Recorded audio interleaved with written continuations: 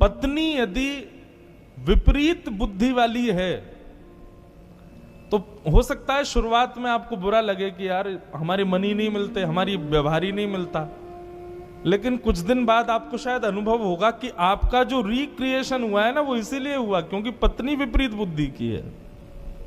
अच्छा, इसका एक उदाहरण दें। गोस्वामी तुलसीदास जी महाराज जिन्होंने मानस की रचना की, वो पहले ब्याह नहीं कर रहे थे, लेकिन वो कथा इतनी अच्छी करते थे कि एक ब्राह्मण उनसे कथा में रीझ गया और पीछे पड़ गया, मेरी बेटी से ब्याह करो, मेरी बेटी से ब्याह करो। गोस्वामी जी बोले, भैया हमको ब्याह के चक्कर में नहीं पड़ना, हमको कथा वथा में ही रहने दो बस, ठीक है। इतने में ही महाराज देवादिदेव महादेव प्रकट हो गए और प्रकट होकर के गोस्वामी जी को कहा कि तुमको उस ब्राह्मण की बेटी से ब्याह करना है, उसी से तुम्हारा मंगल होगा। गोस्वामी जी बोले, जब महादेव कह रहे हैं तो इसका मतलब है निश्चित मेरा मंगल ही होगा। गोस्वामी जी ने जैसे ही ब्याह किया, ब्याह के बाद गोस्वामी जी की बुद्धि बदल गई। कैसी हो गई? राम जी की जगह पत्नी में ही आसक्त हो गए। अब तो 24 घंटा उसी को निहारना, उसी को देखना। कथा कहीं होती तो बस यूं रहता, कब पूरी हो मैं जाऊं और अपनी पत्नी से मिलूं। इतना प्रेम अपनी पत्नी से करते। लेकिन बंधुओं, शास्त्र आज्ञा करता है अति सर्वत्र वर्जयेत, अति हर चीज की बुरी होती है। पहले तो अच्छा लगता था गोस्वामी जी की पत्नी को, बाद में उसको चिढ़ होने लगी। बोले 24 घंटा मुझे ही देखते रहते हैं, इनको बस मैं ही चाहिए। एक दिन छोड़ छाड़ के मायके चली गई। रात्रि में सोए थे गोस्वामी जी, उठ करके देखा तो देखा पत्नी है नहीं। व्याकुल हो गए, विरह कातर हो गए, रोने लगे, कहां चली गई। ढूंढते ढूंढते ढूंढते समझ गए जरूर मायके गई होगी अपने। यह भी विचार नहीं किया कि सामने यमुना नदी इतनी गहरी है, इसको पार कैसे करूंगा। कूद गए उसमें, क्योंकि पल्ली पारी ससुराल थे। शव बहता हुआ आया, यह भी विचार नहीं किया कि मरा हुआ शव है, इसका सम्मान करूं, उसी को नाव बना के बह गए। जैसे तैसे गिरते पड़ते अपने ससुराल पहुंचे। पत्नी से जाके बोले, तुम मुझे छोड़ के क्यों आ गई। गोस्वामी जी की दीन अवस्था देख करके पत्नी को दया नहीं आई, क्रोध आया। बोले, आप प्रेम करते हो मुझसे? बहुत प्रेम करता हूं। अरे मुझसे प्रेम नहीं करते हो, इस हाड मांस के पुतले से प्रेम करते हो आप। कल को मेरे प्राण निकल गए तो क्या होगा? बोले, मेरे भी निकल जाएंगे। बोले, ऐसा प्रेम यदि राम जी से किया होता ना तो आज राम जी मिल गए होते तुमको।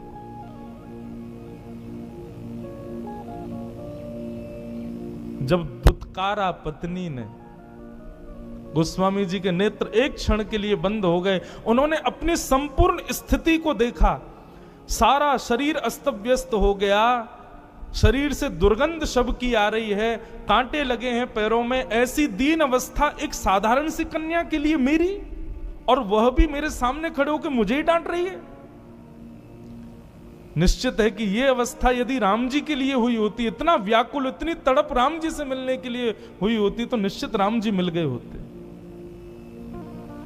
और बस उसी क्षण गोस्वामी जी निकल गए और चित्रकूट के घाट पर भई संतन की भीड़, तुलसीदास चंदन घिसे, तिलक तिलक करें रघुवीर। राम जी से मिले। अब यहां पर प्रश्न यह उठता है कि महादेव ने प्रकट होकर क्यों कहा कि तुम ब्याह करो। हम लोग जन्म पत्री मिलवाते हैं, ब्राह्मणों से पूछते हैं कि भाई लाला हमारे बेटा के लिए, बेटी के लिए अच्छा वर वधू होना चाहिए। आप निश्चित एक बात मानिएगा, जन्म पत्री के बाद बेटी लड़का लड़की की बनेगी और उनका जीवन अच्छा चलेगा तो समझो ये सामान्य बात है। लेकिन लड़की के घर आते ही उसकी विपरीत बुद्धि से पति का यदि रिक्रिएशन हो गया, उसकी बुद्धि शायद और कहीं लग जाए, किसी और भाव में आ जाए, तो निश्चित समझना ये संबंध उसी भाव से हुआ है जिस भाव से गोस्वामी जी का हुआ। महादेव ने क्यों कहा कि तुम ब्याह करो? क्योंकि महादेव जानते थे जब तक पत्नी की डांट नहीं पड़ेगी तब तक ये राम जी से मिलने के लिए लालायित होगा ही नहीं। इसलिए महादेव प्रकट हुए। एक गांव में एक तत्ववेत्ता रहता था, तत्व चिंतक। उनकी पत्नी बड़ी खतरनाक थी, मारती थी उनको, गांव के सामने पीट देती थी कभी कभी तो, लेकिन वो तत्ववेत्ता थे, सब उनका सम्मान करते थे। एक गांव का बालक, उसका पूरा परिवार उसके पीछे पड़ा था, ब्याह कर लो, ब्याह कर लो, ब्याह कर लो। तो उसने बहुत मना किया। अंत में जाके उसने कहा कि ऐसा क्या बहाना लगाऊं कि मेरा ब्याह ही ना हो।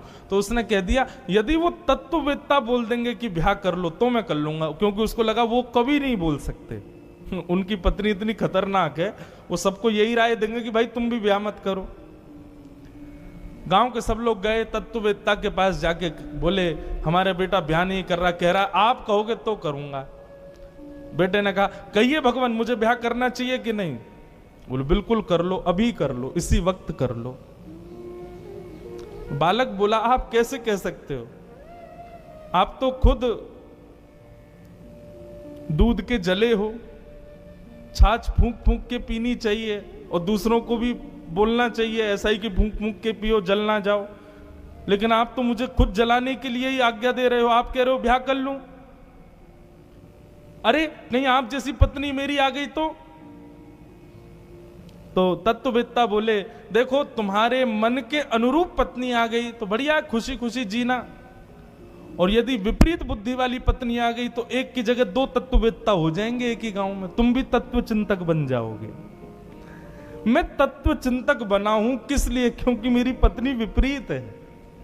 एक बार कनाडा में कथा कर रहा था मैं, तो वहां एक माता जी आई। माता जी तो नहीं थी, थोड़ी युवाई थी, लेकिन ब्याह नया ही हुआ था उनका। बोली, महाराज जी मैंने इतने सोमवार व्रत किए, मैंने शंकर जी को इतना दूध चढ़ाया, इतना ये किया, ब्राह्मणों ने जो बताया मैंने सब किया, मेरे पति बिल्कुल विपरीत मिले मुझे। मैंने कहा मां, मैंने उनको भी यही कथा सुनाई। मैंने कहा देखो, पति यदि मन के अनुकूल मिल गया होता तो पूरा मन पति में ही लग जाता। पति मन के अनुकूल नहीं है, इसलिए आप कथा में बैठी हो आज। अनुकूल मिल जाएगा तो पूरा मन उसी को दे दोगे। प्रतिकूल मिला तो जितना थोड़ा बहुत मन बचा था वो ठाकुर जी को दे रहे हो ना। इसलिए प्रतिकूल मिले तो कृपा, अनुकूल मिले तो कृपा, प्रतिकूल मिले तो ज्यादा कृपा। इसलिए प्रसन्न रहो भैया।